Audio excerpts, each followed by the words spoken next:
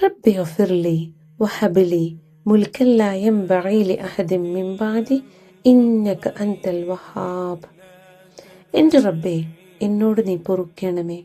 എൻ്റെ ശേഷം മറ്റാർക്കും ലഭിക്കാത്ത ഒരു രാജാധികാരം എനിക്ക് നീ നൽകണമേ. നിശ്ചയമായും നീയല്ലോ യഥാർത്ഥ ദാതാവ്.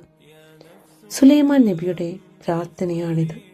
ഒരു പരീക്ഷണ ഘട്ടത്തിന് ശേഷം അദ്ദേഹം വിനയത്തോടെ അള്ളാഹുവിനോട് പാപമോചനം തേടുകയും പ്രത്യേകമായ അനുഗ്രഹങ്ങൾക്കായി അപേക്ഷിക്കുകയും ചെയ്തു.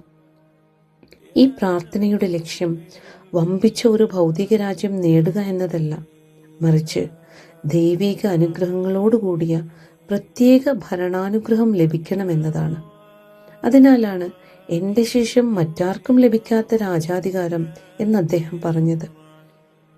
അടുത്ത ആയത്തിൽ അല്ലാഹു സുബ്ഹാനഹു വ തആല വ്യക്തമാക്കുന്നത് പോലെ സുലൈമാൻ നബിക്ക് ഞാൻ കാറ്റിനെ നിയന്ത്രിക്കാനുള്ള കഴിവും ജിന്നുകളെ വിവിധ പ്രവൃത്തികൾക്കായി കീഴ്പ്പെടുത്താനുള്ള അധികാരവും നൽകി. ഈ പ്രത്യേക അനുഗ്രഹങ്ങൾ മറ്റാർക്കും ലഭിച്ചിട്ടില്ല. അതുകൊണ്ടാണ് ഈ രാജാധികാരത്തിന് പ്രത്യേകതയുള്ളത്.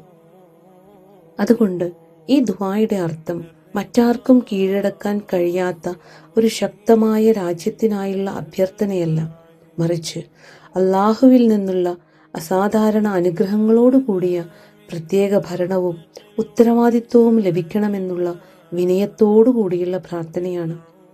ഇതിൽ നിന്നും നമുക്ക് മനസ്സിലാക്കാനുള്ളത്, വലിയ അധികാരവും അനുഗ്രഹങ്ങളും ലഭിച്ചാലും അവയെല്ലാം അള്ളാഹുവിൻ്റെ ദാനമാണെന്ന് കരുതി വിനയത്തോടെ അവനിലേക്ക് വഴങ്ങണം.